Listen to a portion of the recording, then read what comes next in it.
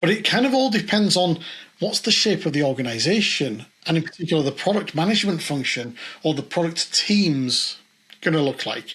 That's the thing that's going to define the shape of product operations. I think you're right, though, that we're going to see product operations going from running the machine to designing the machine, using AI to synthesize that data.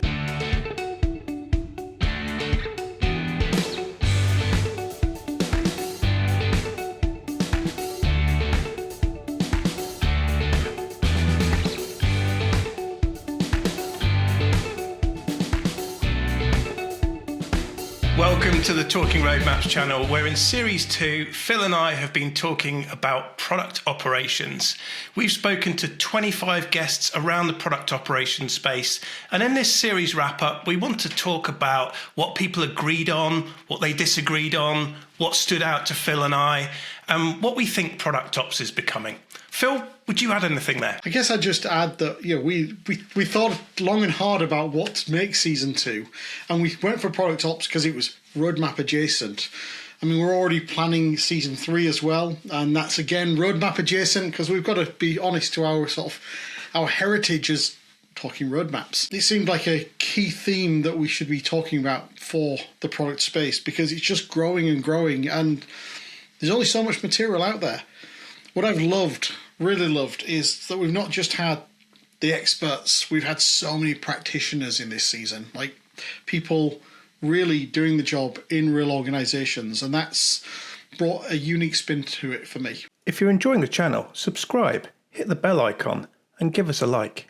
Yeah, I think so. What I took away was really that Season 2 felt like it moved beyond what is product operations and more into how product ops works in the real world. And I think that goes into what you were saying about bringing the practitioners near, that passion of all of them sort of talking about very similar things. But what really came through was their focus on their mission, what their value was, and really how tight-knit that community of product operations people was. Yeah, I mean, and it's almost the philosophies of product ops that kind of came through to me. I'm a very philosophical person. Someone said that to me the other day in the real world, and it kind of chimed correctly. I like to think deeply about things to kind of understand them, and there's a couple of mental models that came through for me. One is it's the product of management of product management. Like, it's the people who maintain the product operating system of the organization. The really simple mindset, and I think it really traces back to a quote I remember from John Cutler, although he wasn't in this season, but he's something I've heard him say in the past. He would say, like, processes are there whether you recognize them or not. And so there was one that was product operations being done, whether it's implicit or explicit, by naming it as product operations and actually putting people into the role. That, to me, is just making it explicit and saying, probably we're scaling and we need to find ways of doing things consistently and better, and actually putting someone in the driving seat for that instead of it being something that happens off the side of someone's desk. Yeah, big time. Or, often sits with leaders. I know it's been with me as a product leader. I ended up looking at product operations elements, and I know you for sure have done as well. I'm even doing parts of it now in my day job. I'm there. I was only having a conversation about how are we going to use Jira the other day. And it's like, I don't even understand why I need to have the conversation at this point in time in product management, but I do. And so that's all part of how we're going to work. And there's ways of working. But hey, we're getting ahead of ourselves. Is product operations all about ways of working? Yeah, I think just picking up on some of the things that you said, a big takeaway for me was that product operations is increasingly essential. And like you said from John's quote, we're doing it whether we name it like we're doing it or not, but it's also becoming increasingly misunderstood. And I think speaking to our different guests, they've provided some insights into what product operations is and isn't. And so, yeah, let's dig into covering the big themes, some of the tensions, and where we think things are going next. We can talk about product operations as being leverage rather than admin. What do you think about that? Well, it's interesting because one of the anti-patterns I'd heard early on around product operations was that product operations managers were almost assistants to the product manager, and to me that always felt wrong. And then one of the other sort of patterns we see is they administer or run the tools, like they own the AHA instance or the Jira instance, and they're making sure that it's all set up and working. And whilst there might be bits of it, if that's the be-all and end-all, frankly, it's probably IT that should be doing a lot of that. But it's the definition of how to use them to make sure that it's effective and efficient. It's delivering that leverage that I think is the key part that product operations can bring. And sometimes disintermediate. We're product managers. We have strong opinions that I doubt is sounding controversial to anybody out there. Well, if you've got 3 product managers arguing about how to use whatever tool that's going to be used or what tool should be used, you've probably got at least 5 opinions in that room, and they're going to be very strongly expressed. And so having someone who can try and dispassionately step back and think about what's best for the organisation, not just for this squad or this PM or that PM, I think is super powerful. And so what I'm hearing there is almost that product operations is the function that designs and maintains the product operating system rather than just admins the tools, right? That's a very, very important thing. If you just bring in product operations as the admins of the tools, there is little value there. What about executing the operating system, though? So one of the themes I remember coming through in some of the conversations was facilitating things like roadmap reviews, things like that. One of the most common things that product ops starts with is we need a roadmap. And so that's the first thing they're asked for. And yet they probably shouldn't own the content, right? But they've got to, if they need to get a roadmap, how do they do that? I think the roadmap is one of the most common challenges for product managers, I think, mainly because it's a lens on how product management works within the company, but also how product management is seen within the company. And it's there's been studies around, product management really struggle with road mapping because it encompasses the way that the product works. And so I think sometimes it's a logical place for product managers to bring product operations into. We've also had some interesting conversations around whether product operations needs its own roadmap as well. I mean, one of the things that I quite liked was the idea of essentially being almost the servant leader to the product management organization. So they're not defining the roadmap, but they're making sure that the conversations happen. They're keeping us honest and making sure that the data's in the right place so that hopefully some of those leaders can self-service or other people can see what's going on. They're making sure we've got that roadmap or whatever other artifact or whatever other systems we need, not telling us what should go in it, but maybe bringing us some of the data, some of the facts to go behind it. What's your thoughts there? Yeah, I think so. I think that the danger is when product ops becomes that dumping ground of tooling admin, process policing, chasing updates, kind of the PA to the PMs, right? And I think that's a very poor way of looking at it. I think once they're aligned to value, and actually I want to pick up something you mentioned there, which is where product operations sits, because a misconception that I had when I went into this series was that product operations was there to serve the product management function.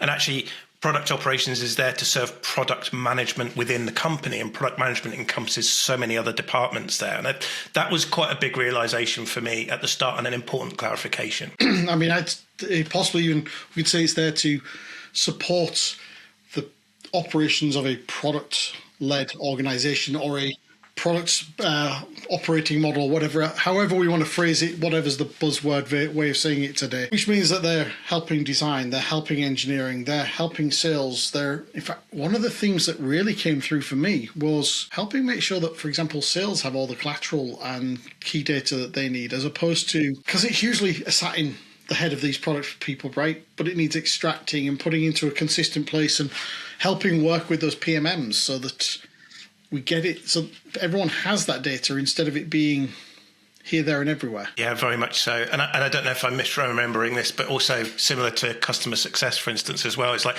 what do each of these different functions within the company need to know? It comes into something that we're very passionate about around audience-centric road mapping, and it's very much like it's audience-centric communication is one of the things that product operations, I think, supports. No, I think someone said during one of the conversations that product operations should aim to make itself redundant. What are your thoughts there? Yeah, I think that was a Chris Butler quote, but actually I think many other people touched on it as well. And I think one of the things that shows is it's around being able to come in, understand value, deliver the value, and then move into the next area. And this is, again, why we shouldn't think of it as an admin function or a process policing function. This isn't a full-time job in that space, and neither should it be. I think they'll have some processes they own, but really it's around where is the value that we need to provide, and they go in and make that thing happen, which I think in some ways, and we'll talk about this a bit later, I think some ways they do need a roadmap in order to think about where their value is going to go next, but other times maybe not so. So why don't we talk a little bit about, if we've understood then through that discussion that product operations is about leverage, then let's talk a little bit about when you actually need it. A lot of our guests implicitly describe like a maturity curve and triggers for when product ops becomes necessary. Some of them said it's not necessary until you've got many products. I think you interviewed Jonathan Sheffy recently, and he talked about, a certain number of products that are needed.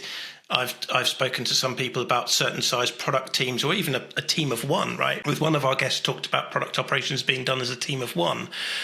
But I think we've seen that typically as companies and product organisations scale, there does become a trigger point there. What are your thoughts on that? What have you picked up? So I've picked up that there seems to be a few different ways it introduces. Like, product ops is there all the time, right? We've said that earlier. So you find that it's the point at which the product leader is finding that it's taking their attention away from other more important things. Things that, so they're spending more time on this operational stuff and less time on the strategic stuff that they should be. That's the trigger. And that should make the justification and the ROI really easy. We all know that headcount that's not directly delivering is really hard to justify. I find if there's one thing I feel many of the guests underestimated was that need to justify it. I think they may benefit from a little bit of survivor bias. They're already doing product ops, so they're already in an organisation that's bought into it, whereas many aren't and don't have it. And it's that part-time job or that extra job, a bit like Amazon 20% time that is really 120% time. Product ops becomes the extra 20% that the product leader is doing or delegates to some of their team to do parts of.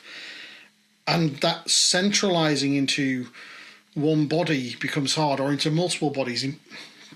I wonder, I'd really love to see the data on how it appears, but I suspect you'll see a lot of organisations literally jump straight to 3 people, not just one, because they finally realise and are able to make that justification. And it's like, well, actually, we've got 20 PMs here and they're all doing a bit of it. There's 3 headcount across that, not just one. And if we only bring in one, then they'll only be able to deal with this one issue, not all the things that they're dealing with. And so I think there's, I don't have any, should we say, real data behind that, but that's just a hypothesis of my own that I think I feel like I've seen that a few times, but I can't put my finger on it. Yeah, it's interesting. The thing that I've felt and seen, and maybe that's the bias for me as a tooling implementer, is that I see heads of product and CPOs doing administration of these tools. And you just so you've basically got a very expensive tool admin that's doing this work. And so sometimes that's where it makes more economic sense to bring someone in like myself to help with those implementations. But I think you're right. It's actually, again, formalizing what exists today in the I don't want to say the spare time, because it's not in the additional time of these product managers and product teams or product leaders, and just saying, actually, okay, we've realized, to your point, this is bigger than one person that was doing it part-time. This is actually, many people that need to do this full-time. Or if we're going to make the investment, let's invest. And I think that's maybe another trigger that we see. One of the other angles that I heard come through in a few sessions was the relationship to other ops functions. And I wonder if that's really when you start to see those in other areas, like RevOps in particular, does that start to make life easier in that organization? Because they've already bought into efficiency in this commercial part of the organization. So why wouldn't we do it in the product part of the organization? And how those two can play together and create even more economies of scale. Yeah, it's very true. And so going back to kind of the roles that pick this up, I think At the exec level, it's often better ways of working that drive them to need product operations, or the roadmaps become incoherent and the leadership can't see what's going on. I think picking up what you were saying about the product teams is often the PMs are just told to go and figure it out, and they can't because they don't have the bandwidth. So really bringing that together, there is this point in time when an organization says, actually, maybe it's time. And I think you're right. Also learning from ops functions within other departments, going, well, if they've got DevOps or they've got RevOps, then maybe we need to make that investment in product ops as well. But I guess there's a big risk. They're usually thrown at chaos. They're usually thrown at all these things that are not quite aligned. Then we start to hear that maybe evil P word of process. And so many product people hate the word process. I mean, I'm a great believer in lightweight process, like just enough for the scale of the organization, just enough for the things we're working on. Is there a risk it turns into lots of bureaucracy? Yeah, big time. I think, even in the first season, when you spoke to Marty's famously on record for calling product operations kind of like the process police. Other people have got these functions as well. But the reality is that we're all following process or some form of process. And even if you're not following an explicit process, you're probably following an implicit process. So making it external, making it visible, I think is really important. But I totally agree with you. That level of standardization can be important, but also that bureaucracy can really kill product teams when you're trying to standardize functions. And I get this again with the work that I do, implementing a tool. You then try and roll it out to other teams and they work in different ways. I'm very much with you on just enough process there as well. I think what we found was that many of the guests weren't anti-process, but they did agree that some form of standardization was important. Is that something you saw? Yeah, and it's interesting. Outside of the interviews here, I remember a former sort of training colleague I worked with, Aidan Dunphy, and he used to work at an organisation called Hedgehog Labs, which is kind of an agency model, but with a product approach built in, so they have product managers in the team. And I remember he was quite insistent that for their business model to work, they had to have consistent ways of working in all of their squads, because they needed to be able to reallocate people between teams. People needed to be able to join teams. And I know we kind of talk, in this ideal agile world of like every team should be able to work their way they want and this sort of thing. But the reality in most organizations is we flex teams. We don't have exactly the right people over here all the time to work on exactly this theme. And yes, maybe it's a prioritization call, but sometimes it's just saying, can I borrow these two people? Because we need a bit more help over here and there's less to do in that area of the product. And if they work in fundamentally different ways, that ends up being a net loss, not a net gain.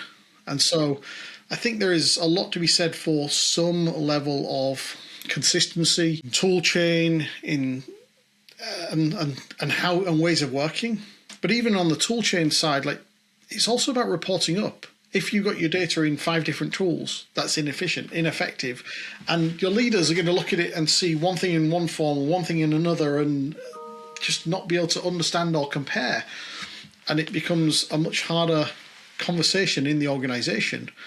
So I think there's a lot to finding the right level of standardization, not everything, but the things that matter and the things that enable that quick collaboration and cross-pollination. I think, kind of to summarize it, I think that the healthiest view was to standardize the interfaces and not the creativity. So maybe standardize on the language, the cadence, the definitions and the artifacts, but maybe how the teams get there can be unique to that team, let's say. And I think talking about process as a product, that was something that you spoke recently with Becky about. I think she said that if you don't maintain it, you essentially accumulate process debt. So treat process as a product. I mean, you can apply that product lens to everything, right? As a sad product geek, I pretty much apply it to my life and my relationships. So yes. Oh, interesting. So far, we've not even talked about data or analytics or anything yet. Often it's a big theme in the product ops world. I think it's one of the pillars in Melissa and Denise's book, who both of which obviously we spoke to previously. Where do you think that fits? The data and analytics side is actually quite a common theme that I heard. There's a lot of synthesizing that the product operations teams can do in order to support the interpretation for the product team. So product operations, I've seen, have done a lot of the collating of data, a lot of the analysis of that data in order to bring those insights not only to the product teams, again, to the wider organization. This was something I spoke to recently with Jake on the revenue ops side of things, but it's essentially bringing that data, making it accessible, almost making it continuous as well. Product operations do a lot of that heavy lifting, and I think we're seeing a proliferation of different tools that help those product operations teams to bring insights to people so that the product management teams can then do the most important part of their job, which is understanding the value and making the decisions. Is that something you saw as well in your episodes? Yeah, it is. And just because we hadn't even mentioned it so far, I thought, hold a second, are we missing a theme? We should make sure we pull this one out. Definitely. And that's not just at the data.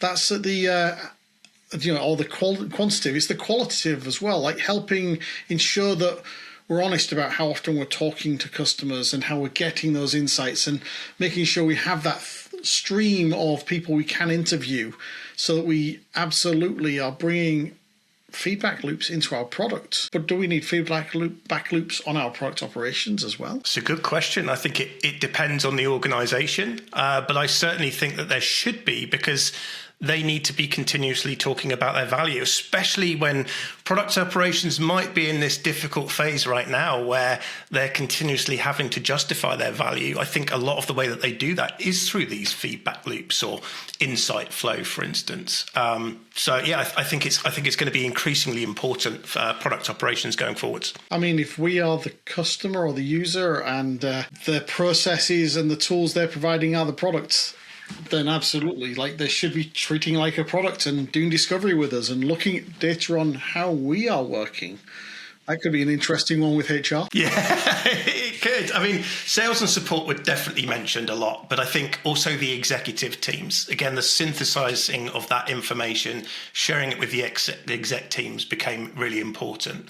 So product operations really became the system owner, if you will, for insight to decision flow, and not just internal product ceremonies that often they might orchestrate. They were much more integral and much more important. Let's talk a little bit about leadership and how important leadership is to product operations, because I think in many times leadership is the point in time where leaders go, look, we're too busy doing a lot of operational work. Now we need to make a dedicated team for that. And I think leadership is so important in many areas of product. I've worked for companies where leadership has kind of made or broken the product function as well. One of the interesting quotes that we had from Hugo was that if for product operations cannot be successful if you don't have strong leaders. And I think that just shows how vital it is. Did you have any thoughts on leadership and product operations? I wondered who the primary customer or user of product ops is. Is it actually all those other teams, or is it actually the leadership? Are they actually who they're there to serve? And they do that by helping us be more effective. It's a little bit of a philosophical point again, but I think if we go back to how we justify it, it's largely about saving leadership time, saving time so that people can do their work better. That's ultimately serving the leadership of the organization, enabling them to have better, more consistent data, more consistent view on the work that's been done, more consistent roadmaps coming out. Now, yes, those are all the work products that help the sausage machine work, but they're ultimately serving the leaders. Yeah, it's a good point, and I think they are as a justification for that function, especially when leaders are just trying product operations. Maybe product operations can often get seen as a cost center, right? Until they can demonstrate their value. Again, we had one of our guests, Victoria, talking a lot about moving product operations from a cost center to a growth engine, and I think it's just how a product operations function might have been brought in doesn't always mean that's how it's going to last within a company, and often they will have to justify themselves in that area. Well, if we come back to that point about making themselves redundant, that's always been a philosophy in my mind of generally if I'm doing the same thing repetitively, then I'm going to get bored. And I suspect that's true for many people in the product space. And so we're making ourselves redundant by automating or minimizing the effort required to do many of these things, which means all of a sudden we don't need to do very much. But the reality is, if you've just solved a problem, there's another problem waiting to be solved by you, and you've just demonstrated that you're valuable in doing that problem solving.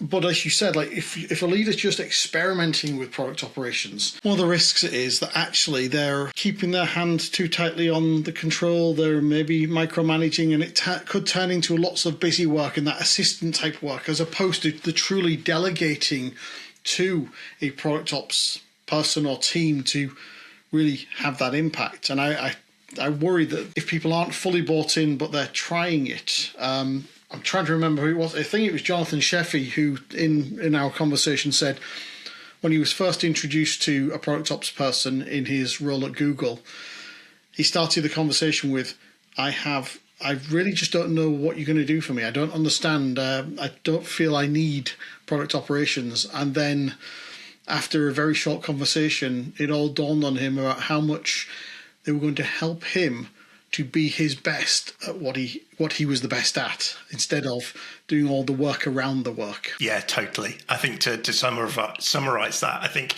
in healthy orgs, product ops becomes busy work central, which is kind of what you were talking to. In healthy organizations, it becomes a force multiplier. And that's really where Jonathan saw that. And I did smile when I read that. In fact, that might have even been the upfront snippet of that episode, because it was just such gold. Let's talk a little bit about maybe some of the key tensions and disagreements that we saw, because not everyone agreed in the episodes that we had. And I think the first disagreement was almost philosophical, which is product ops a strategic function or a service function? And that picks up some of the stuff we've been saying already. What are your thoughts there? Yeah, I'm trying to understand the difference as I think about it. It's like, if they're in service of the organization, they're enabling them to be strategic? Are they a function that drives the strategy? Personally, I don't think they do, but they make sure we have one. So they're strategic to have them, to make sure we are being strategic, but they're not the ones who are driving the strategy. It's not their decision to make about the product strategy and the direction of the organization, but they're going to make sure we damn well have a clear one. Yeah, I think both of those are almost important. You need the strategy, but you also need the operating model. And so I think we've seen it in two modes. There's kind of an enablement, a workflow, and a facilitation versus an operating model, strategic portfolio, and decision design. And ultimately, both of those are needed. It's just that maybe the team comes in with one, and then it evolves into maybe doing the other or both together. I think that's definitely what I've seen. And maybe it explains why product operations has been so variable in the people that we've spoken to, because often it needs to look different depending on the organization.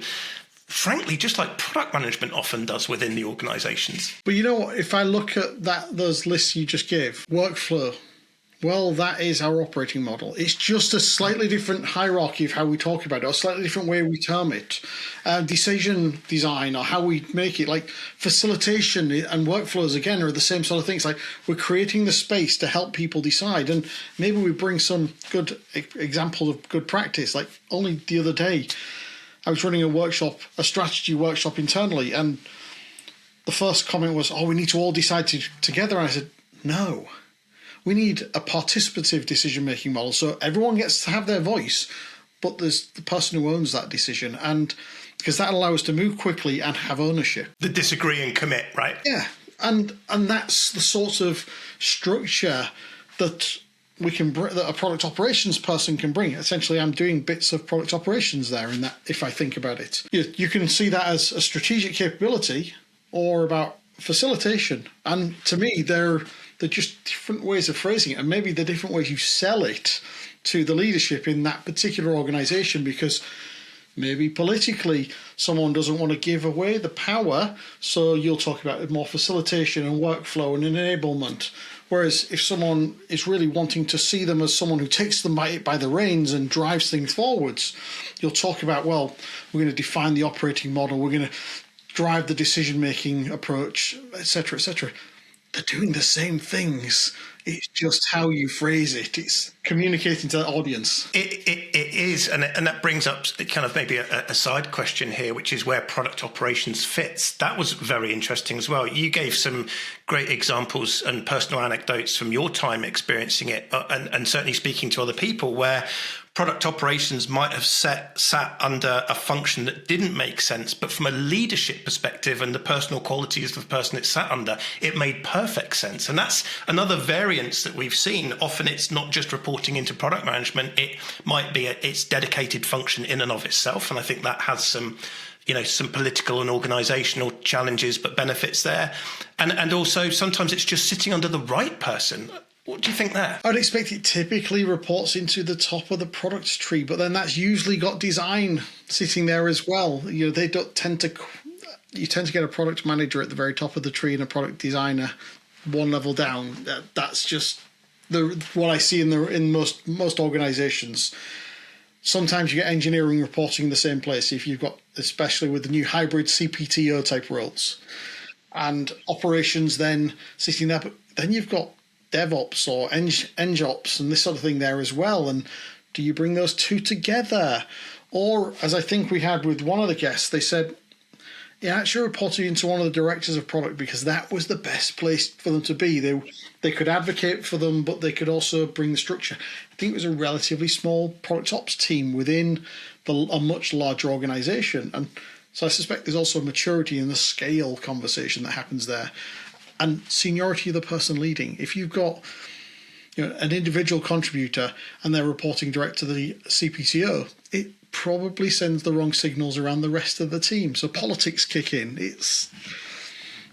Well, that's my thoughts. What are yours? I totally agree. I think a lot of it is down to leadership, right? And the advocacy of leadership. And sometimes it might not make complete organizational sense for the function to live there, but actually from a strategy, a direction, a advocacy, a sponsorship perspective, it makes total sense. I think, again, that's what makes the field so wonderful and interesting from organizational design perspectives.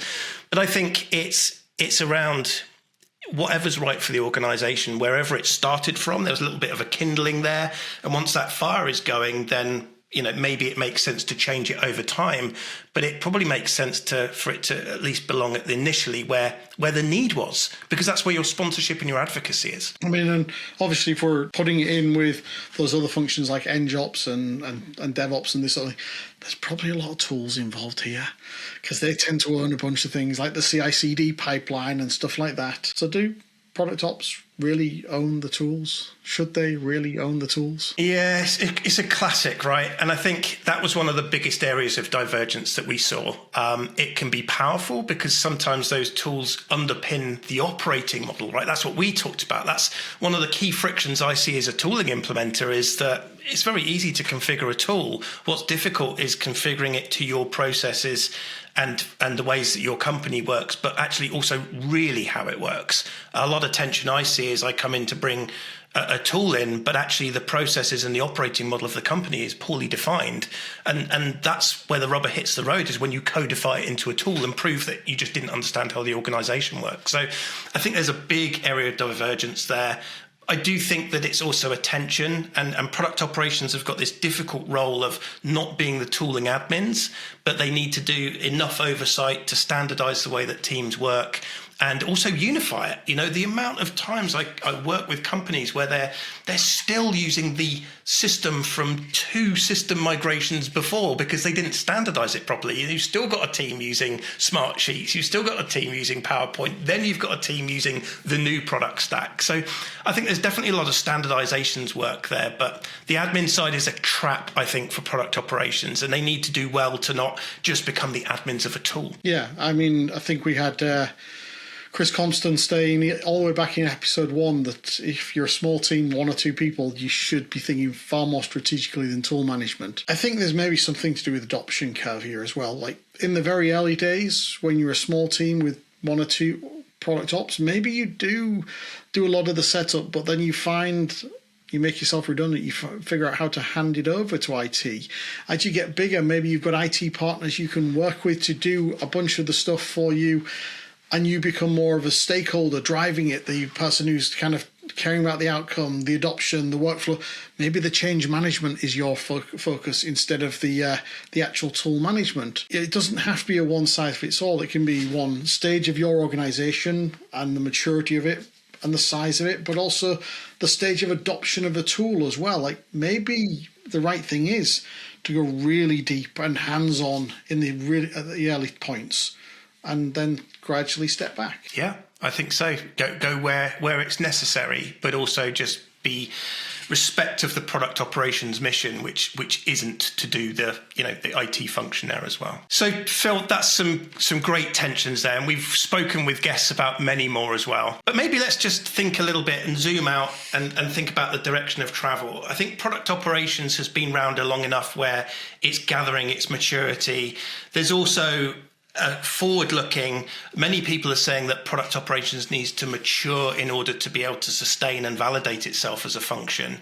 Where do you think product operations is going next? Era of AI, right? Maybe it's going to be a flash in the pan and disappear in a month. I don't know. In all honesty, I think the work will continue whether we call it a function or not. Heck, they can be a great team to help us figure out where we can get benefits from using AI in our workflow, etc. To kind of experiment. But I struggle to predict the future here, other than because we seem to be in such uncertain times in the product world. Like, I don't fundamentally think that product management is going away, or I actually think it's going back to a little bit how it used to be, a bit more business centric. We're seeing a number of challenges, like some people talking about product builders and this sort of thing. I don't think I personally know many product managers who want to maintain the product at that level of depth. But maybe our hands will be forced by the organizations who want lower headcounts, etc. But it kind of all depends on what's the shape of the organization, and in particular the product management function or the product teams going to look like. That's the thing that's going to define the shape of product operations. Product operations might suddenly become the far more important function, because it may well be operating and managing the whole agentic AI tool set that is actually replacing the entire product team, or 90% of the product team. That's one, I guess, extreme version of it. A less extreme version could be very much a continuation of what we see now. And on the other end of the spectrum, we could have it disappears and we just say product managers do it again because they've regained a lot of time because they're being more efficient with AI. I personally think that if we regain more time, then that gives us more opportunity to deliver and create more value. Therefore, we should spend our time there. And it's worth having those other people helping us do that. I'd hate to see engineering become the IT function that supports the code that the product management, the code and the functionality that the product management created, right? I think that would be a dangerous anti-pattern. I think you're right, though, that we're going to see product operations going from running the machine to designing the machine, using AI to synthesize that data, what we talked about before. Product operations may end up then doing a lot of the low leverage work of reporting, summarization, and documentation powered by AI, which then allows product ops to be working on the facilitation, the sense making, and then the decision design that we've been talking about. I think that's going to be very interesting. And like you said, I think AI, is going to change the way that product gets built across all departments and functions. One of the things you mentioned there is things like reporting using AI. Well, why isn't the leader just going to ask for the report they want to the AI? Like, why does someone need to do that admin work? It's more making sure the AI is plumbed in and can provide that data, because every leader wants their data in a different format. Now, I have a slight sort of issue with that. People kind of very much see that. It's like, they can just ask for the data in their format. We're talking about kind of surfacing the insights that particular leader wants. But I've seen board decks and things like that. They typically follow a very consistent format, and you want every deck, every board meeting have the same sort of format. You want every product presented in the same way, and all the leaders to be looking at the same data at the same time, not 5 different views. Because otherwise, who knows what's right? And so I think there's a lot of kinks to be worked out around that, but making sure that the capability is there for leaders to get the data, as opposed to being the secretary that asks for it or the PA that asks for it. That is really low leverage.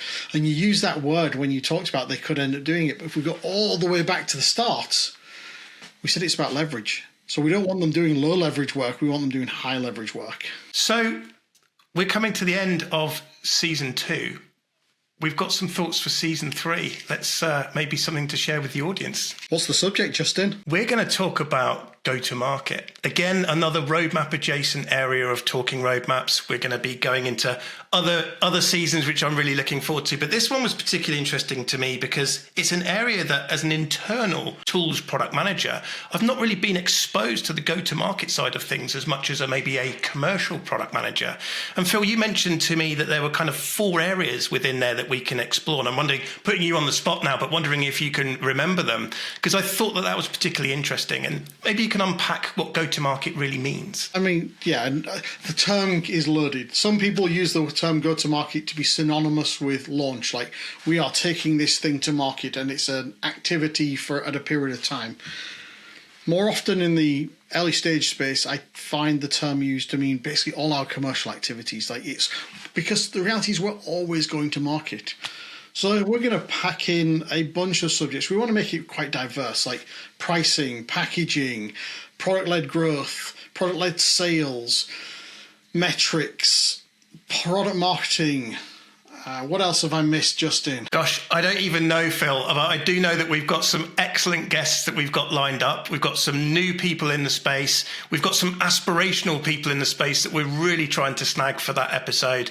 And maybe we've got some authors and some other people to bring in as well. That's the bit I'm looking forward to. We're going to aim really high and try and get some big names. But again, we've found a lot of golden nuggets in the practitioners, and I'm looking forward to celebrating them as well. Yeah, I mean, I know, for example, I've got lined up someone who's done the 0 to 1, taking a product to market, and then successfully been acquired by a large company. So, they've got going to have some interesting stories to tell. So, yeah, very much trying to bring the experts and the practitioners all together in this story and bridge that gap of an area that when I started product management, we did a lot of. And so I have had that large amount of exposure to. But it's over the last 10 to 15 years become less and less common. But I think it's an area that's growing and growing because it really ties directly to the commercials. Like, what are we really here to do? If we're a product manager in a business, we're here to make money, which means we need to take our product to market, we need to market it, and we need to partner with all these other teams to make ourselves effective. And they're not the teams like the developers and the designers. We've got another team that we're part of and we work with product marketing, sales, marketing communications, and we need to really kind of understand how they work because that's going to drive success of our product. Yeah, big time. And actually, I wanted to kind of correct myself a little bit there, is that even though I wouldn't see it as commercial go-to-market, as an internal tooling owner, the announcement of new functionality, new things was, go to market doesn't have to be commercially to your customers, and your customers don't have to be paying people. Your customers can be internally as well. And so there was a level of go to market that we needed to do, but I always have this commercial bias in my head when I think of go to market. Yeah, I think it's going to be super interesting. As you say, it's another roadmap adjacent, and I know we wrestled with strategy as our other sort of potential subject. That's probably series 4 already in the can. But this one just felt interesting. And I think we've already got